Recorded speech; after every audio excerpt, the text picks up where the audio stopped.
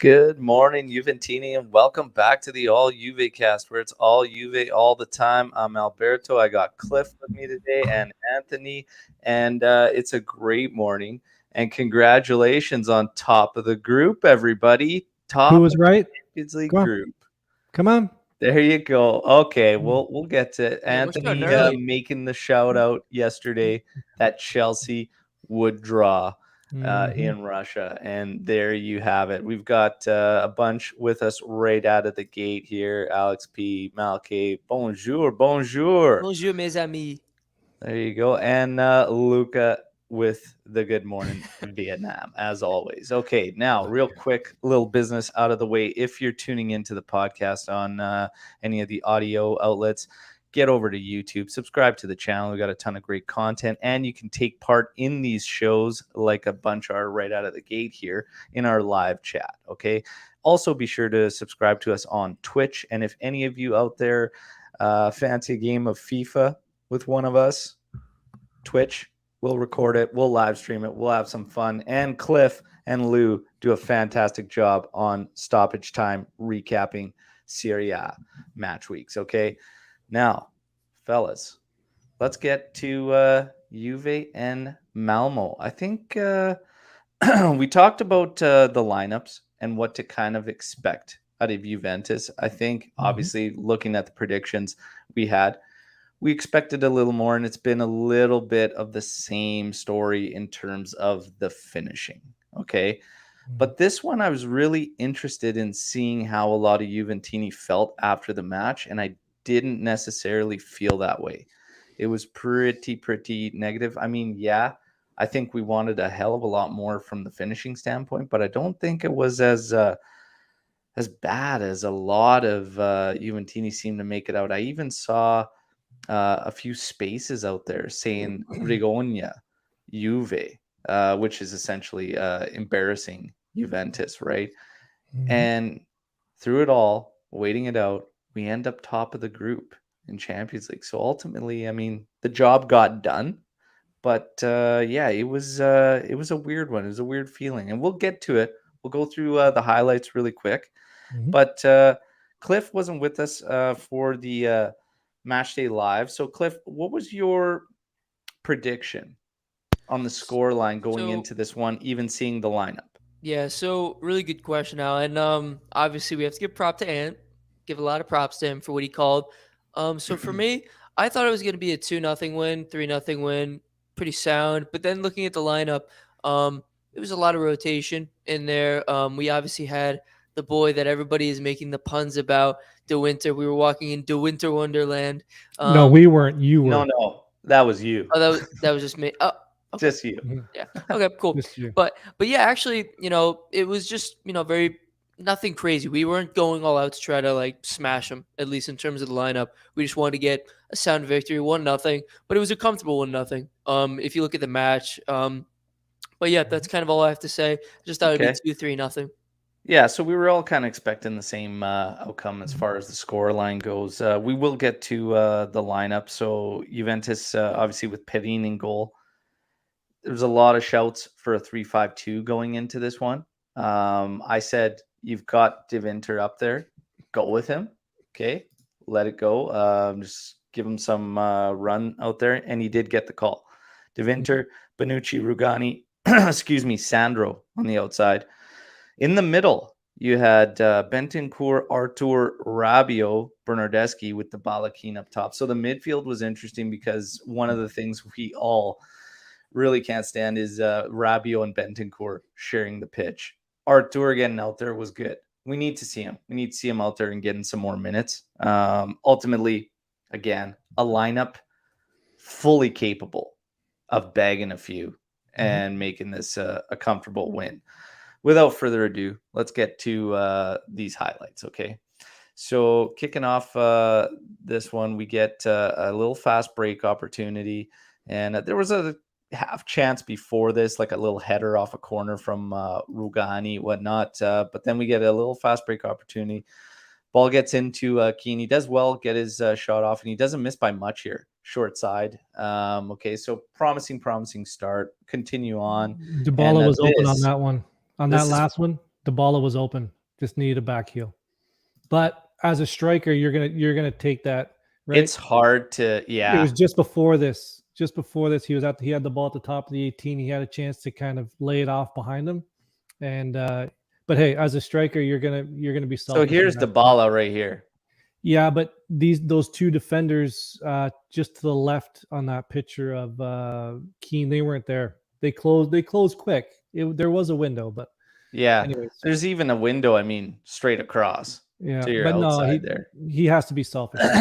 But to be honest, again, it's hard to tell strikers in the area run out there. And I mean, the other thing too is he had two guys on. So these two closed in after, but he had these two guys ahead of him. So his head's kind of down already, making sure he can get it off. So it's tough. It's a tough one. You know what all these guys are doing? You know these guys are just shouting at the top of their lungs, and you just hope that the guys got the wherewithal to pick it up and distribute if you can't see it, right? You know what doesn't bother me about that is that, like, a lot of times you've been hesitant to shoot. So I'm happy that he said, the first instinct, okay, let me at least get a shot on goal and get an attempt in, because sometimes you've been a little bit hesitant to do that.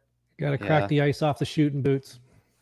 Now, here we go with Bernardeschi continuing a fine run of form, and this is an absolutely filthy Quaresma outside of the boot cross. Keane attacks it perfectly. Wait, who scored it? Malmo stinks.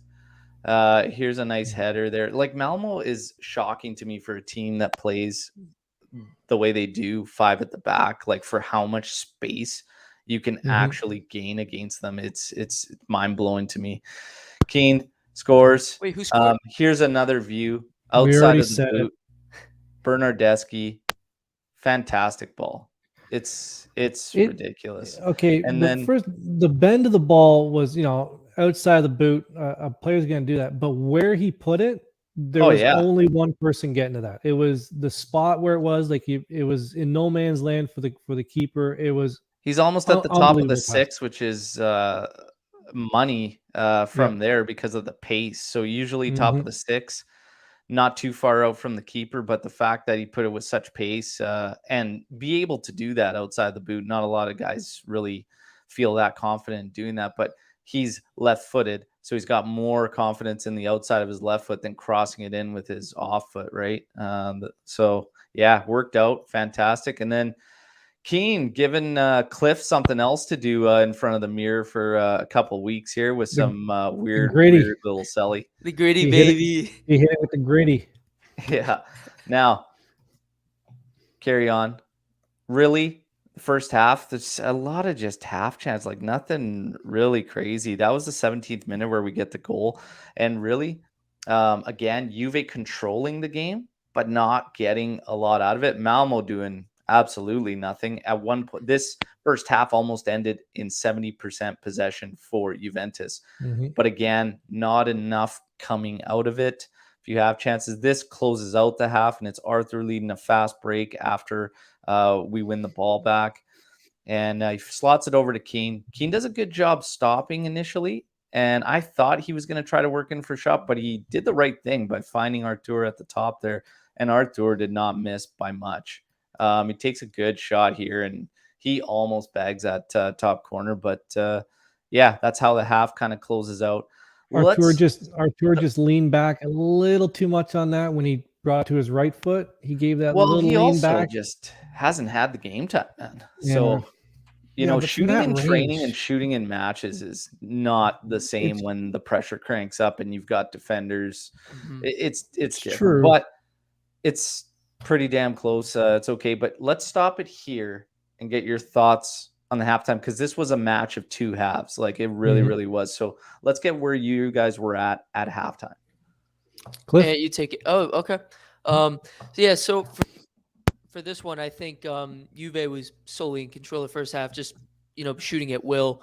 Very similar to the Genoa match, actually, in their approach. Like, very few shots allowed for Malmo, and mentioned there that Moise Keane, he was getting a lot of shots, but the thing was just the inability to get consistent playing time has definitely affected his ability to take quality quality shots and put it on net. And I think that will come with more opportunities. I think Morata. I know he didn't. This is a great graphic saying Morata is less than Keane, and in my opinion, he is. I think Moise Keane shows when he's on his game, he can be obviously against Malmo. He can be really, really effective. But not too much to really speak on in this match. I think it was pretty, not lacking the clinical finishing like as per usual. But Juve won at the end of the day. Anthony, halftime thoughts? I thought we were rolling, man. We had enough chance in the first half to get 2, maybe 3. And I know your prediction was 2-0 at halftime. I had 1-0 at halftime. I was happy about that. My predictions were unreal yesterday. I know we're going to get to that, but I just want to kind of put that out there that they were unbelievable. But halftime, good half. It was almost a tale of two halves in the first half. Like the first half of the first half was, they had the pressure, and then they let off the gas a little bit in the middle portion, and then they had this chance late again. It almost set themselves up for what came in the second half at the end of the first half. Yeah. I felt fine in the first half, honestly. I'm looking at this team again, total control. We just needed to ramp up the offensive. I really liked the chemistry that Dybala and Bernardeschi showed between the two of them. Bernardeschi using his ability to attack space perfectly, and Dybala using his vision. And Dybala got us out of a lot of frustrating scenarios where I'm seeing other guys getting the ball. The switch field is there, and nobody makes it until Dybala drops all the way back and then switches the damn field. Yep. And it's one of the things that's extremely frustrating from these other guys, because that's like bare minimum stuff there. Okay, that's bare bones quality from players there, and needing him to drop all the way back there to just do that and have the wherewithal to pick that up. The other guys got to step up and get that done. Like, it's just a cross-field pass, for God's sakes. And it's frustrating to see these guys. They'll take 6 or 7 5-foot passes, excuse me, on one side, and then they won't switch it. He's got to drop all the way back beyond midfielders, for God's sakes, to do that. It looks like a CDM. At times, he looks like a CDM when he drops in and tries to make those cross-field passes. It's insane. It is. It's wild to see, and the other guys got to pick it up. One of the things I was pleasantly surprised with was the fact that I wasn't screaming at the top of my lungs that we had Bentancur and Rabiot share a pitch, and it somewhat made sense. The only thing is the left side, once you have Rabiot there, continues to just miss the cutting edge. Between he and Sandro, the opportunities to advance were not utilized nicely, and we did go backwards in opportunities we should have engaged in those 1v1s, or just take a quick step up and get the cross in, like De Winter was doing on his side. He had a few opportunities to do it. It was the right play, did the right thing. One quick touch beyond his guy, cross it in. Because Bernardeschi worked predominantly on the right side. And honestly, that made sense too, based on who he fielded. But this team almost needs Dybala and Bernardeschi to share the pitch for the two of those guys, okay? It's true. So, yeah, I mean, it really, really does need those two. As far as up top, the comment about Keane being more useful than Morata, we will get to that towards the end here. But, man, so far, Keane is... Yeah, it's tough to say. He should have bagged a bunch today. It's the same problem, I feel like, with either guy. You got to look outside of that and see who gives you more in terms of overall, I think. But we will get to that. We'll continue on with some more of these highlights just to wrap up the second half. Just one quick thing about the first half. De Winter, not a bad first half. He made a lot of what I was calling rookie mistakes. Some people were calling them bad decisions, but they were just young decisions, right? And I think it was good to have Bernardeschi out there with them.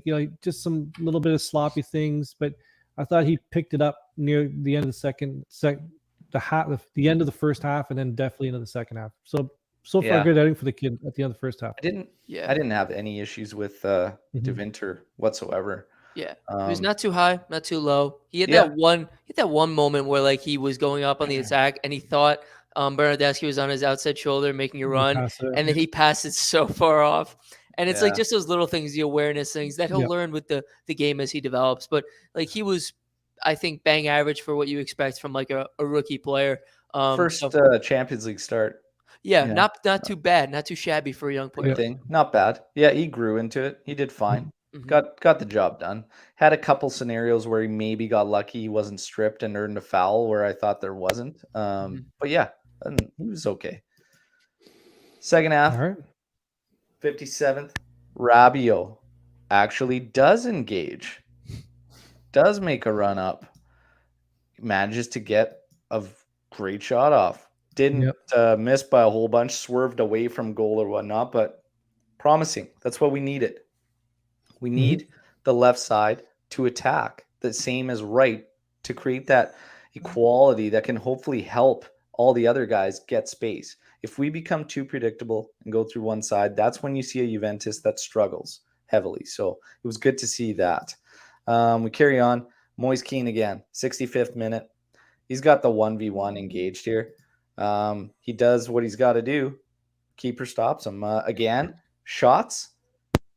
Kind of like I would have liked to see him try to get that one far post, right? It's a little too central. It's tough. He's got the guy in front of him, but that's a tough it's angle. The same thing with the guy in front of him. He's trying to shoot through his legs. He did get that one through his legs. Whether you go through his legs, you still at some point have to. He had some steam on this one. Goalie went. He put it where he had to. The goalie went down. It was close to the goalie's down and left.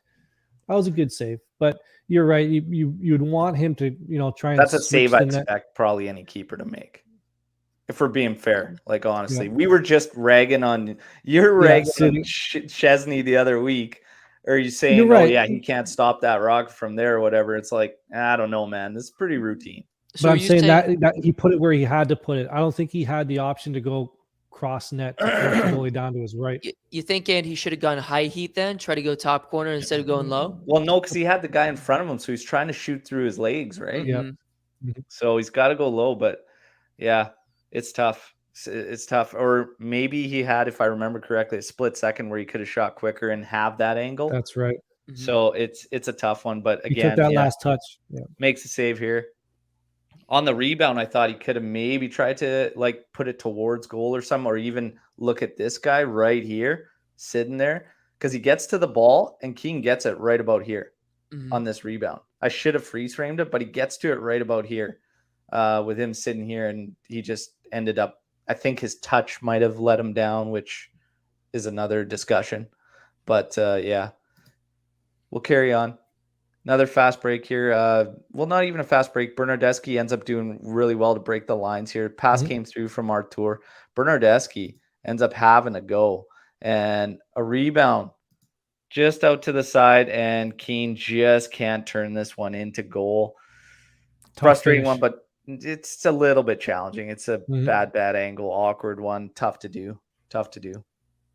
Let's not forget, these goalies, they're giants. Like when you look at one of the keepers in the net, you're like, oh, why can't you just put it, Pat? This human being is enormous. So when you're at full you got speed, one play here, it's to turn and fire high, right? And try and just get it in the roof. Like we bag on some of these strikers, but just do this. When in actual fact, you have a guy who's like probably 6'5" or 6" standing there, and his mitts are size of a lunch pail. Yeah. Like it's not as easy, but this one here. This one is a frustrating one. This is another one. Rabiot drives in, does well again, fires one. Keeper can only stop it. Rebound falls out to Keane, and my God, I still cannot understand how this one doesn't end up in the back of the net. So the keeper just throws a leg at it, and Keane hits it. He got his right pad out there. So. And we kind of finish up here as far as highlights. And Keane is every single one of us watching this team try and finish opportunities, kicking the board there. But, as we ended there, Juventus got the job done. They win 1-0. And then we see the Odev strike there from Zenit that gives us top of the group. So it ends up being a big positive. But again, like I said earlier, a lot of negativity out there on this game, how Juventus played. I need to talk about this because I feel like it's something that continues on, whether it's from the Sarri season, it's from the Pirlo season, it's into this season, even when you get Max coming back. But the expectations surrounding this team need to line up and need to match accordingly with the players on the pitch. If we expected, especially, Dybala got subbed off at half. Perfect. Morata came in. I was fine with it. But I expected a drop-off in terms of creation because it was really only up to Bernardeschi. Keane and Morata sharing the pitch was something I was curious to see, maybe not in that setup, because when you're asking one of them to be pivots, that equals a mess. Therefore, expectations of gameplay should be matched accordingly. Bentancur and Rabiot, even Arthur finally getting a run out there. You got to expect it. They just don't have the time. They haven't had the time together, right? But Bentancur and Rabiot, even at the best of times, there's going to be some drop off there. So all I'm saying is, for the players that we put out there, when you look at this thing and you break this thing down, Juventus finishing with 16 total shots to 6 total attempts from Malmo.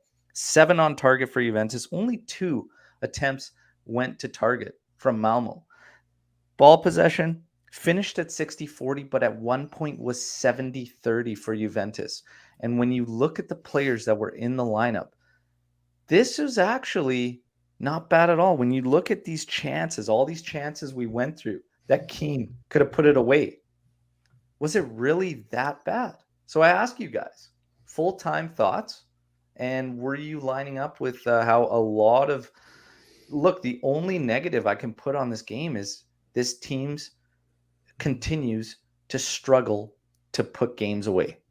Other than the finishing, that matched exactly what I expected per the lineup. It was much better with Dybala in there, and when he came out, based on the personnel, that's kind of what I expected. A little bit of a loss in pressure and quality in the second half, but still generated opportunities and could have put it away.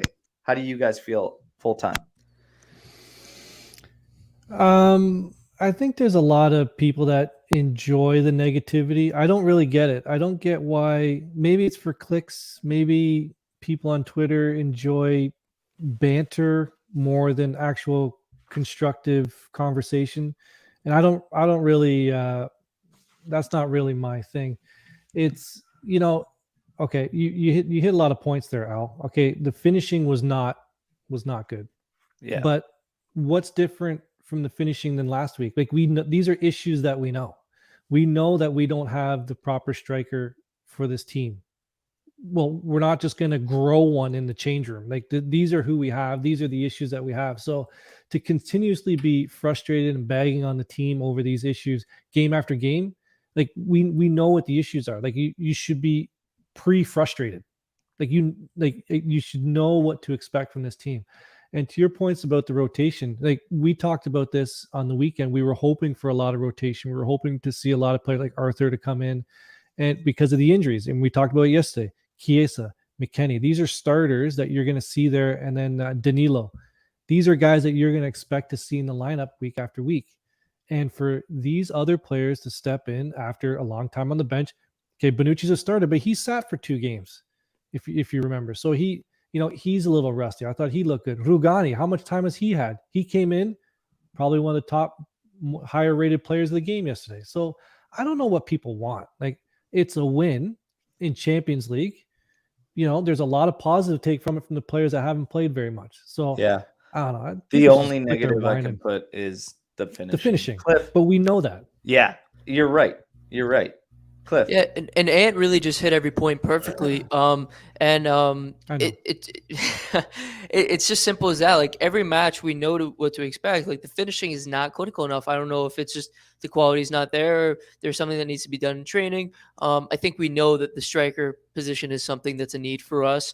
But in terms of the rotation, like Ant said, heavy rotation. We had 3, I think, players born after 2000 playing in this match. So, or born, yeah, like 2000, 2003 and whatnot. So there was heavy rotation for youth players. And like we expect Juve to win games 1-0, 2-0. Yeah, it was against Malmo. So you take it with a grain of salt because they stink, as Anthony would say. They do stink. They do 100%. This is the one instance where you're absolutely right. They do stink. Mm-hmm. But I mean, you take it as it is. It's a win. It's a dominating win, at least in terms of stats, but it's 1-0. We're not clinical. That's something that we need to address, and hopefully it gets addressed to some extent in January. Yes. Now, again, you look at this team, you look at the lineup, you look at the ratings. I mean, it's a lot of sixes across the board. Nobody really stood out, but the job got done. I mean, you got a clean sheet and Rugani got minutes.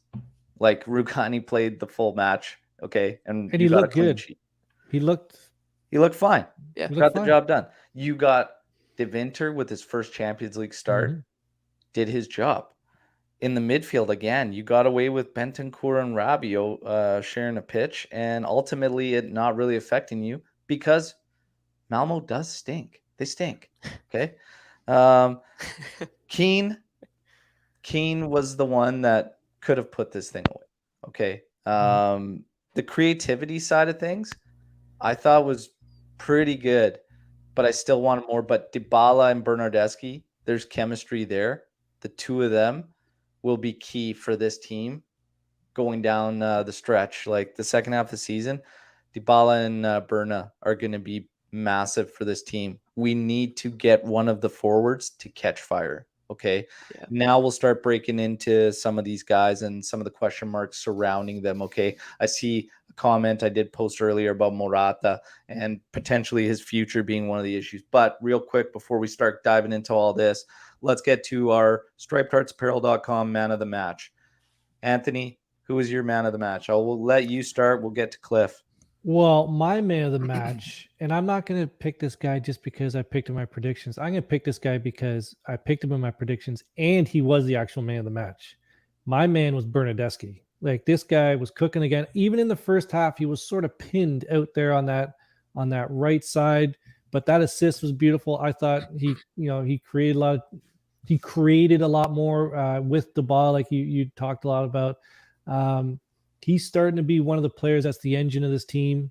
And even in the second half, when things were, getting into that bland state, he was there. I have nobody even close to Bernardeschi for man of the match in this one. It's hard to argue that. It's hard to argue Bernardeschi, but I'm going to try to. I'm going to go my boy, Moise Kean. But like in all seriousness, he's always in the right position. When he's up top, he but yeah, Moise Kean was, in my opinion, the man of the match, just because I've said this time after time. Maybe he's not getting the match time and his finishing needs to improve, but he's always in the right positions. He's always getting the ball in the right positions to be successful. And that's what I like about him. I think Morata is dropping too far in, but Moise Kean is drifting more towards goal, looking for those avenues to be free. So I'm really liking what he's doing. Yeah. So we got Keane and we've got Bernardeschi. For any of you that might care who Alberto's man of the match was, it was Bernardeschi. Okay. I know Ant doesn't care, but it was Berna. He had a good outing again, continues it. And now we get to the question marks surrounding the team and certain individuals. Bernardeschi is and has been a scapegoat for so long with this team. To the point that now, even with a good run of form, he gets assaulted by the fact of who the opposition is. Look, he can't, he's damned if you do, damned if you don't type scenario with Bernardeschi.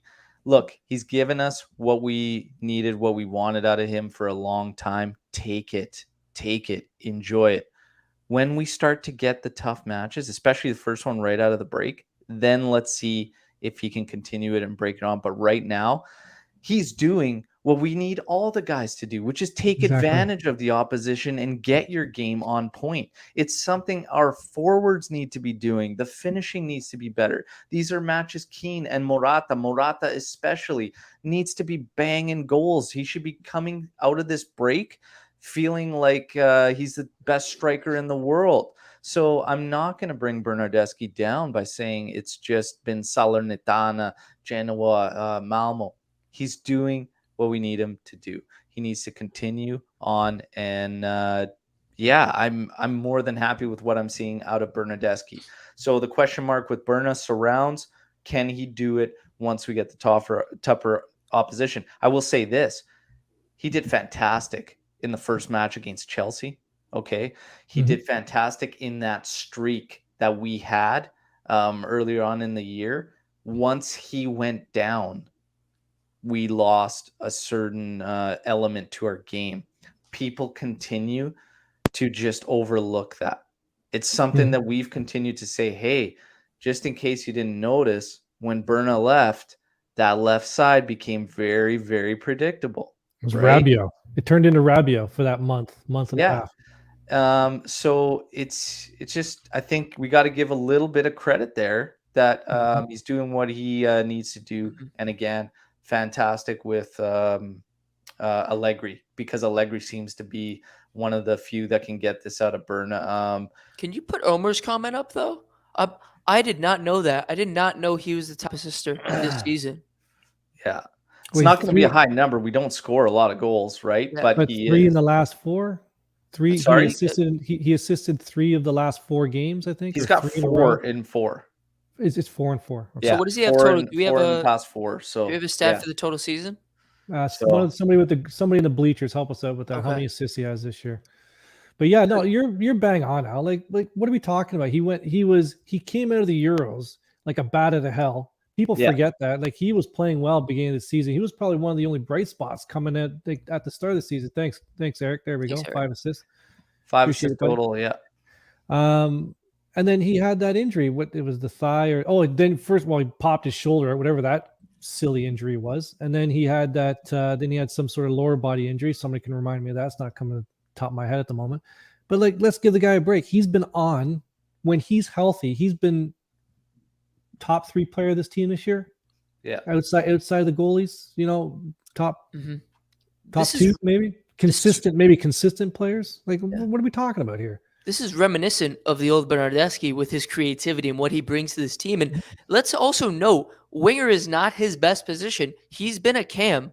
He's had some of his best play at cam. I think he's better centrally, and he's still been very good on the wing. If he ends the season with 10 assists, he's worth the money that he's asking for. Mm-hmm. Yeah, I mean, you could get into a situation where all of a sudden the 30% drop needs to kind of go away, right? Because he's earning it, right? So again, let's see if he continues that. Should also be noted in terms of assists. I think out of our midfield, there's only 2 guys that registered assists. Yeah. Okay. So Dybala's got 4, Bernardeschi's got 5. So again, what I was talking to earlier, these guys are going to be massive for the creation for Juventus moving forward. Let's get to Artur. I want to talk about Artur, his performance in this one. One of the question marks surrounding him was, we all want to see Juventus go to the 4-2-3-1, okay, and play that setup and build off that. Was there anything that you saw yesterday that gives you any kind of thoughts or input into Artur being able to play in a 2-man pivot, Cliff? To a certain extent, yes, because you prefaced that by saying a few things, and you said about Dybala and Bernardeschi being the main assisters this season. Artur and Locatelli are not meant, at least in terms of the game right now, to be, super creative players going forward and creating a lot of assists.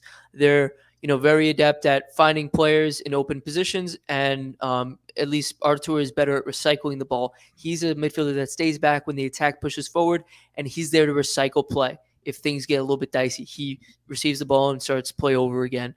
But I think he could play to a double pivot in some scenarios. Would I start him against, say, like a Chelsea or like a top team in the UCL? I'm not sure. McKennie, because of his work rate, I might be a little bit more pushing towards him in terms of his form as of late. But would I play him against a Torino, against a Sampdoria, against one of those mid-club sides, Serie A? Yeah, I'd play him to see how he'd play. But I think Arthur is still leaving a lot to be desired because he's not very creative. He is like two aspects of his game: holding possession and creating. Or it's basically the same thing: passing the ball back and forth and holding possession. So I think until he expands his game a little bit more, there's still a lot that we're asking from him. So kind of a partial answer. Yeah, Anthony. I don't, and this will show a little bit of my ignorance on this player. I don't know what his role is supposed to be, or maybe I don't know what his best position is. If everything that Cliff said was his best position, then that's what he does. He takes the ball, he recycles it. I don't see a lot of creative, aspects going forward, like Cliff said. But like if you look at his statistics, he had 127 touches, he had 94% passing rate. Key passes, he had 2 key passes, a lot of ground duels, 6 long balls. But like statistically, he had a good game. But you can point, this is the kind of player, and he's gonna, even in our own group, he's gonna divide the group a little bit because statistically he had a good game. But when you're watching the player on the field in that box, I don't see what he is bringing more than what McKennie can bring us. When I have a player on the bench when he's healthy, McKennie, he brings more to me in the attack and the overall play of what we want to do than what Arthur can bring. If you're playing with 2 pivots, the offensive support from those guys is limited anyways, because you're banking on your 10 to essentially carry that load, and your wingers, obviously, right? So it's kind of a moot point. The big thing is looking at the defensive side of things. If I look at this game against Malmo, I don't see any drop off between him and the way Pjanic used to play when we had a 2-man pivot, because he actually ran faster and harder than Pjanic ever did defensively. I'll tell you that right now. And he was trying so hard to break up plays, and it was fine. I mean, couple interceptions, sure. He's in there. He was in on kind of everything. If he plays with that effort, you can get away with it.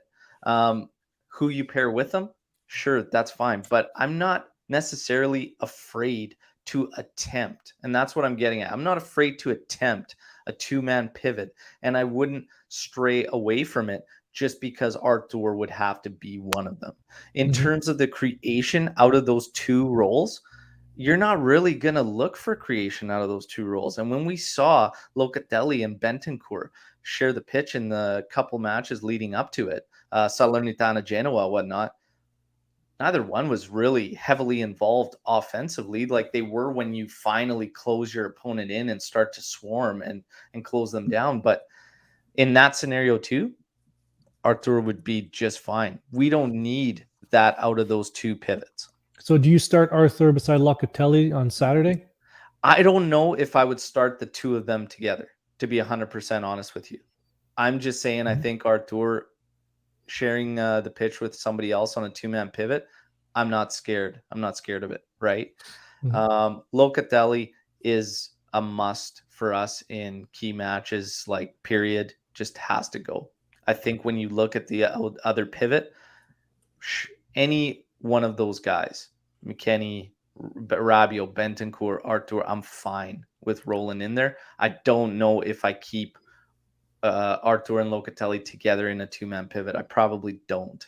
Only reason is because Arthur on the ball is stronger than any of those other guys in support, right? Like he's stronger than Benta.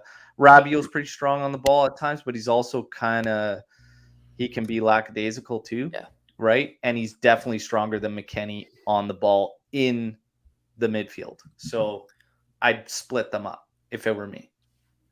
Yeah, but you see how so we don't need Arthur then. Well, he's what are you saying? What are you talking about? You're never going to go out of midfield in a 2-man pivot with Rabiot and Bentancur being your 2 pivots. I'm just saying, like, so in January we can afford to get rid of Arthur if an offer comes in.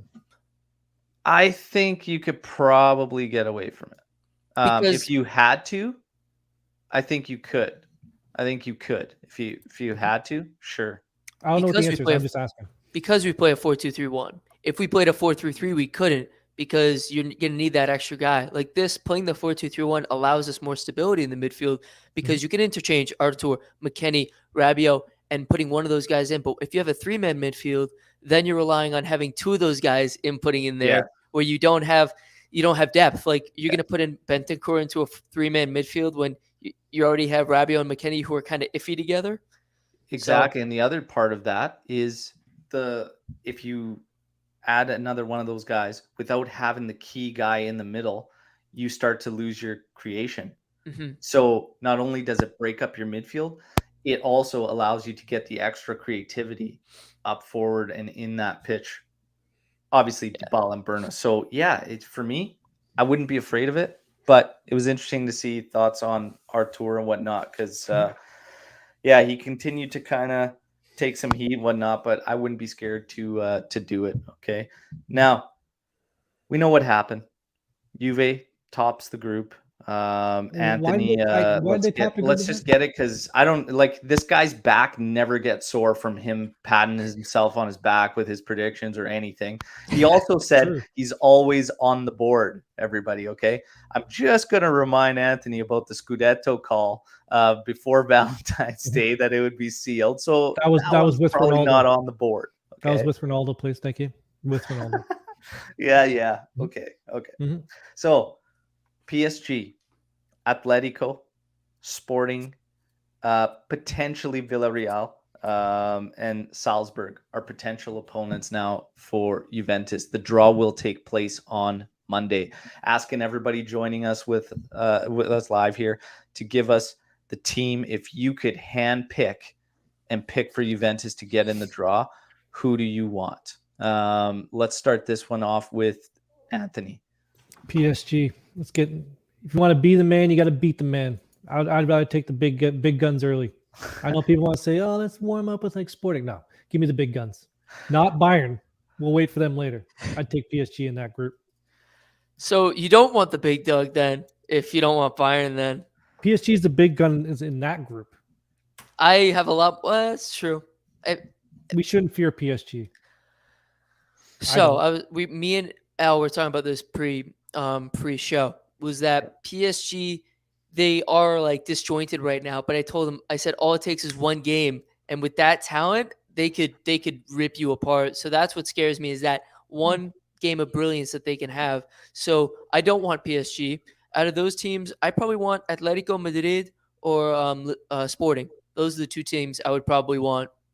There's no fun in that. So in the first, my prediction was that Chelsea would not drop against Zenit. So originally, I wanted the Man U matchup. I wanted Juventus versus Manchester United. Like I was salivating at that one. Wanted it so bad. This one, if I could hand pick, it probably would be Sporting.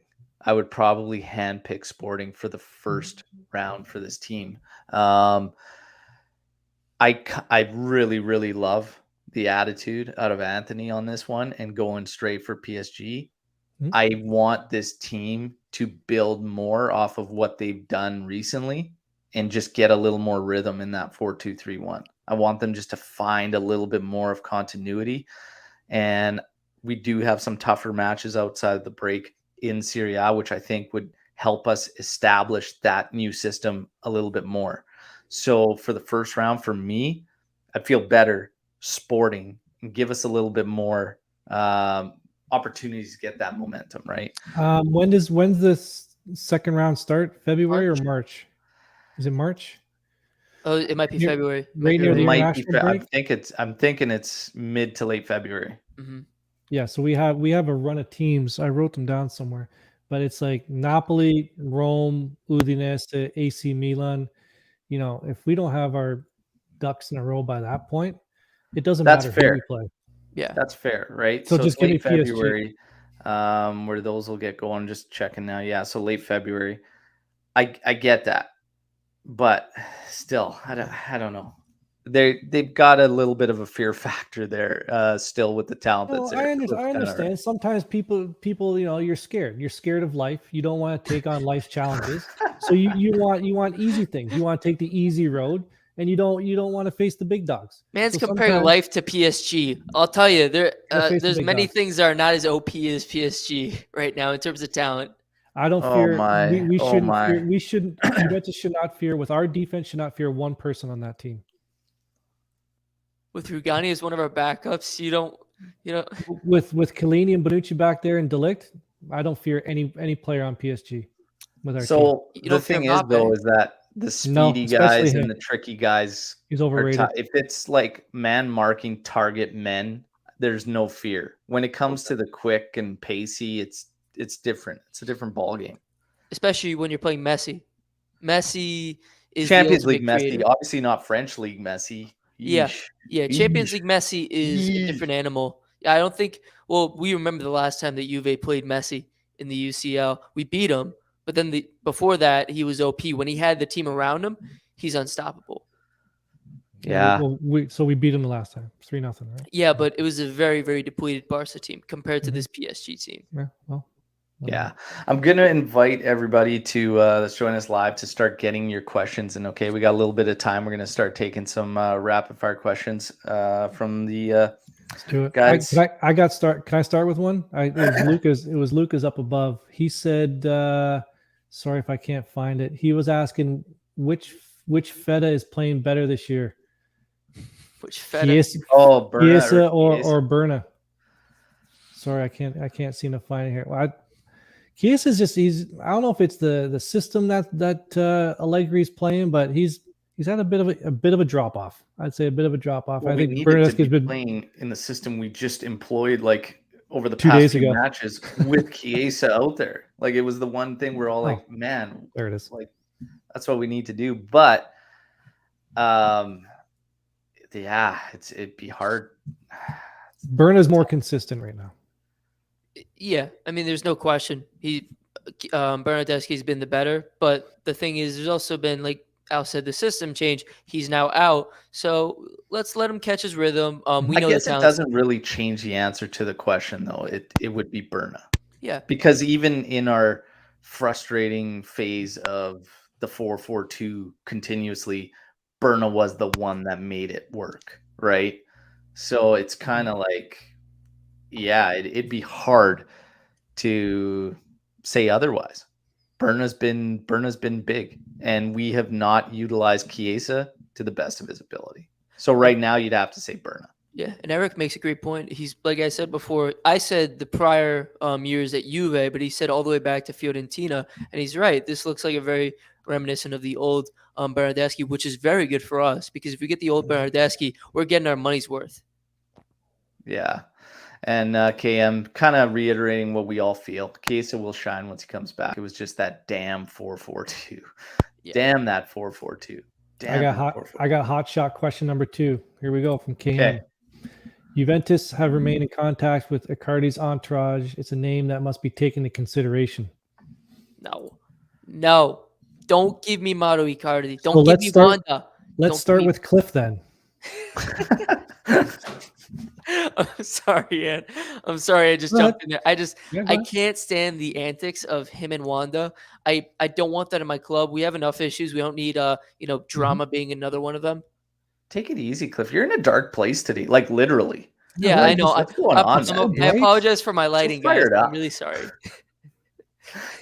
So no Icardi from Cliff, I take it? No. That's a hard no from Cliff. It's a hard no. And of course I've always been a fan of Icardi. You gotta try something. Like what are we talking about here? Did everybody watch the game yesterday? We have to try something before Icardi. Yeah, my only fear with Icardi is he's very, very service dependent, right? I think we need a little more all around player to our game. And the thing is, we kind of see that. Because the guys that we have, like Keane, Morata, like they are technically a little more all around than Icardi. The only thing with them is they're just not banging them in. They're getting opportunities now. We're playing better. Like they're getting a ton of chances. They just need to be burying, right? Icardi, does he? I don't know if he comes in and makes as big an impact. He's so service dependent, and he just sits in the box. Really, I don't know, man. I'm a no. I'm a no. Look at what. Well, I see Omer's coming. That's funny. But Hey, Lucci, low key, Darmian having a good run with Inter. man, having a renaissance right now. But Lucci had a response saying, "I'm kind of in favor of Scamacca plus a midfield defender," and that's something that I believe Eric's also been in favor of, and I'm in favor of. I like Scamacca at the price tag too because Cliff. This is the question right here that they're kind of answering at. So go ahead. Oh, okay, yeah, no worries. Thanks for putting that up. But yeah, I think for me, I actually posed a question on Twitter too, and a lot of people were saying they want Vlahovic, and of course, I love Vlahovic.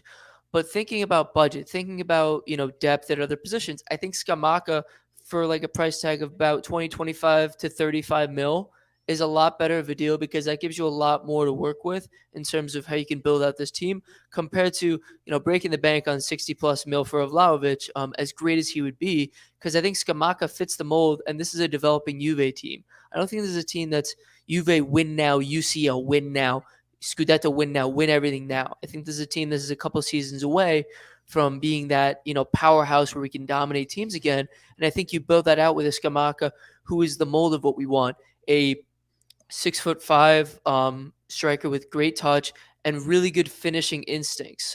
He's way always too many neck tattoos though. Way too many. Yeah, I know he looks kind of stupid, but from a talent standpoint, he's kind of like that Zlatan-esque player. He's a little bit of a head case, but the magic's on the pitch. He can create some really good goals. So I'd take him in a heartbeat. Al, we talked about this yesterday a little bit. Yeah, it's been one of the hottest topics around this team. Do you dump the big money and go after that? Or do you spread it out? It's a tough call.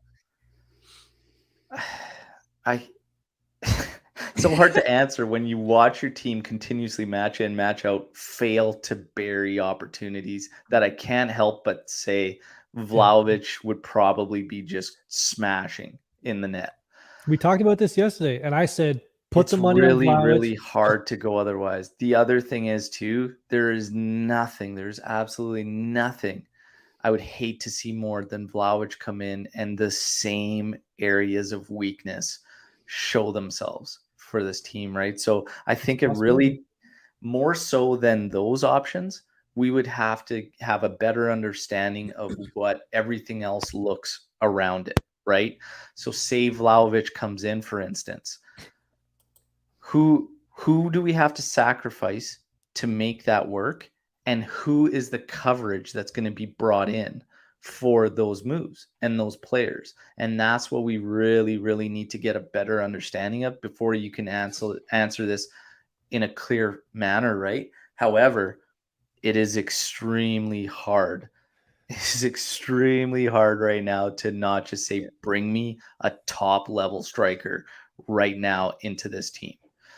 You look at us in Serie A right now, I think we're sitting at 20 goals in 16 matches or something. Like, it's staggering, man. Staggering.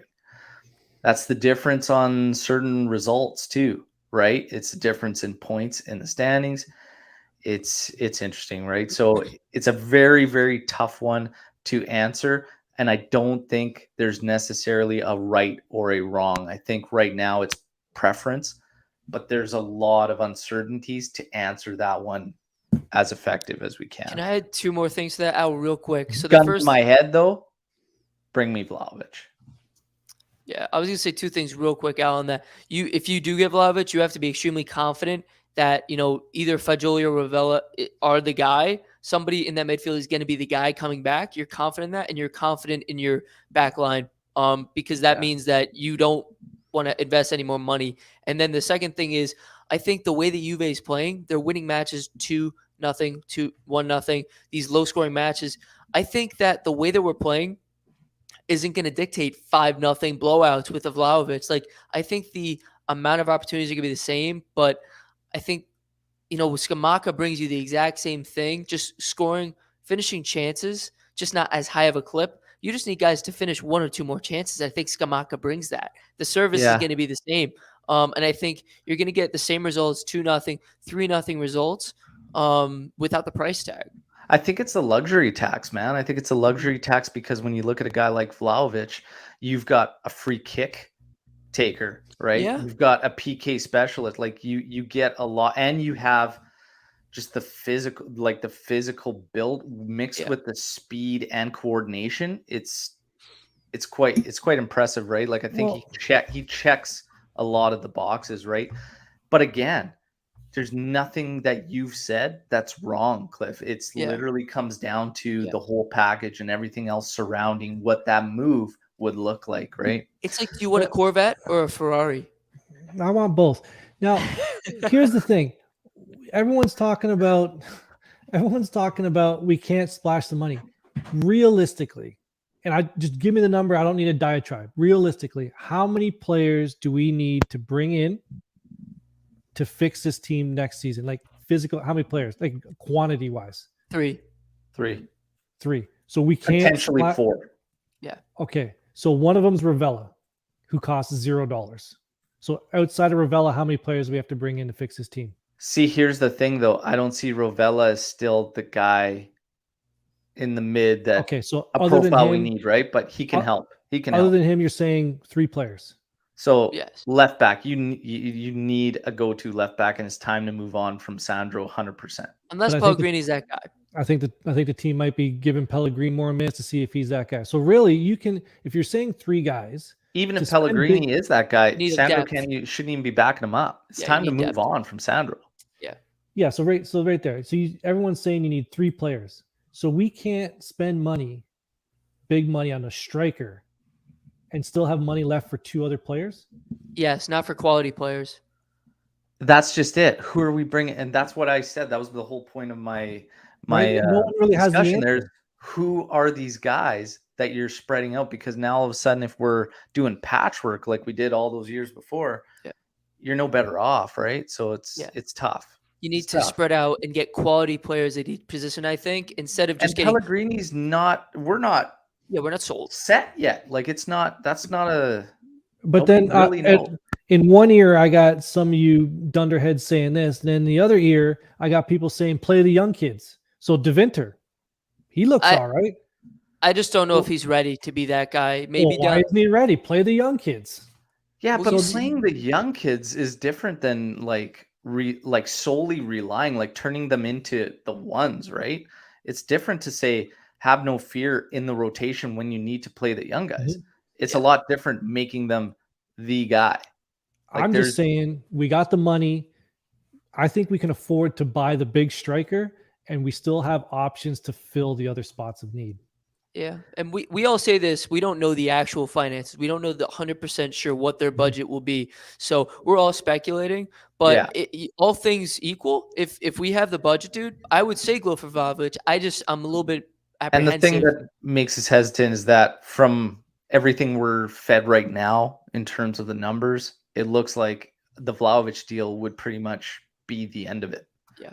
So when you start trying to find players, are we getting back to free transfers? Like if it's Pogba, that's a decent free transfer. That would not be free. You know better than that. Okay. We should address Lorenzo's question on, does Keane deserve the run of games Morata got? This is something we talked a lot about, which was the amount of leash Morata got in order to get firing. Should Keane get that opportunity? Go ahead, Cliff. Yes. He's your boy. Yes, it's simple as that. I mean, I don't even need to elaborate. It's just yes, because he's shown a lot more. I'm just going to point out one thing here. Lorenzo here really cracks my coconuts on Twitter. When I get stuff rolling here, Lorenzo's the first one to say, oh, you got some things wrong. I got a lot of shit right yesterday. A lot of it. So Lorenzo, don't ever change. Don't ever change, brother. Even a broken clock is you give Anthony the gears whenever you want. Okay. Again with the broken clock. No one Lorenzo, Twitter can take. Hey, Lorenzo, great question. I'll answer it. Yeah, he does. I agree with Cliff. Like, what do we have to lose? He put himself yesterday in more positions to score goals than Morata has in the past 3 games. Like he had those positions. The one was kind of off. The goalie made the save with the right pad. He had that shot in the first half that was low and wide, but he was in those all those combined are more than Morata had in the last month. Did Ant just agree with me? I did. Wow. First time for everything. Yeah, it's the sweater. Here's the thing. We're looking for the hot hand. So you can't necessarily just go with one and no matter what. So it's like, does Keane necessarily deserve the run that Morata got in terms of opportunities? I don't think Morata should have gotten that long run. I think we should have rotated and looked to get that hot hand. And now it's like, I don't want to do the same thing with Keane. I don't want to just put him out for the sake of, hey, we did this with Morata. I think you start trying to switch things up and see who can catch fire. And then at that point, it's his to lose. It's difficult and it's extremely, extremely frustrating. Any more questions that want to come up? Fire away now. We'll probably take one more. Guys, the calendar year for 2021 is going to finish with Venezia, Bologna, and Cagliari. 3 wins. Got to be. Bologna is the only team that's going to give us difficulty. No, they stink. They all stink. Realistically, I half agree with you, Cliff, but these teams stink. These need to be 3 wins. They do need to be 3 wins. We have a game Saturday and then Saturday, so we don't play it all next week. And I think Bologna is the Tuesday, so it's a short week there. Lucas says Cagliari worries him. No, Cagliari doesn't worry me. I think it goes Venezia a week and then Bologna and then a 3-day break and then Cagliari. So it's got to be 3 wins. Who are we joking here? The top teams are starting to drop points and they're all starting to fight amongst themselves. And realistically, and Atalanta has their game got canceled yesterday, moved to today, and they play Sunday. So they play Sunday away to Verona. So you've got Venezia this Saturday, another full week, and then Bologna, and then 3 days to Cagliari, right? Mm-hmm. The Bologna to Cagliari transition will probably be the toughest. Mm-hmm. Just in terms of rotation, we'll see what happens with the roster.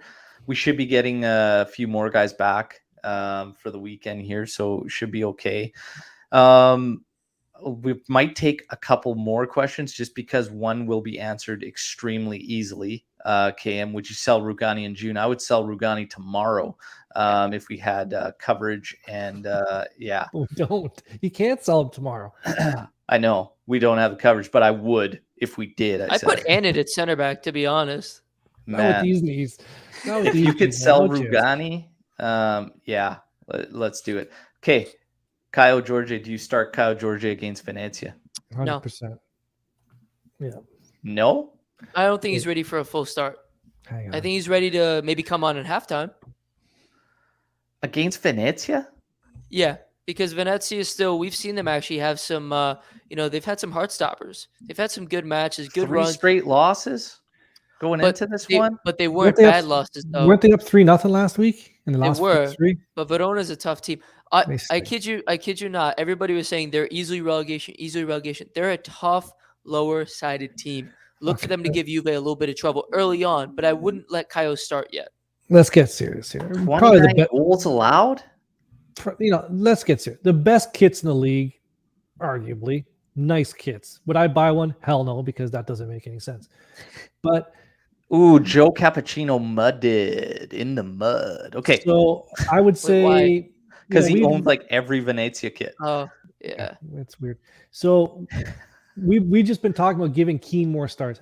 In my heart, I would start the young guy to see what he has. But realistically, I think Keane should get the start to try and get rolling. We need Keane or Morata to get rolling. We don't need Caio to see what he has. We need those other 2 guys to really get their shooting boots back on. Luca says Cagliari the easy team, but also Cliff saying Venezia. Yes, Venezia are the tougher of Cagliari and Venezia. I think Cagliari they'll roll over for Juve. I think Venezia won't roll over that easily. I disagree with that. So I think here we go. Mm-hmm.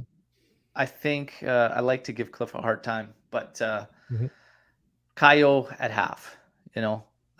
We should be 2 goals up against Venezia in the first half. I'd be surprised if we weren't, because I expect a strong lineup.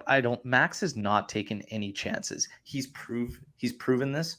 By the fact of pulling Pellegrini immediately out at halftime of that match when he got the yellow card because he does not want to take any chances. He's not playing around with these points. He's going to put his best foot forward. I don't think he's going to see Kyle George as the best foot forward, but we need to get ourselves in a position to get Kyle healthy amount of minutes in this stretch. Okay. Venezia, Bologna, Cagliari, get this kid some healthy minutes in these 3 matchups, okay? I agree. Maybe you don't start him, but he's got to get healthy minutes. Maybe Cagliari match. Maybe look for that to be the match that he gets to start because it's 3 days after the Bologna match. Yeah.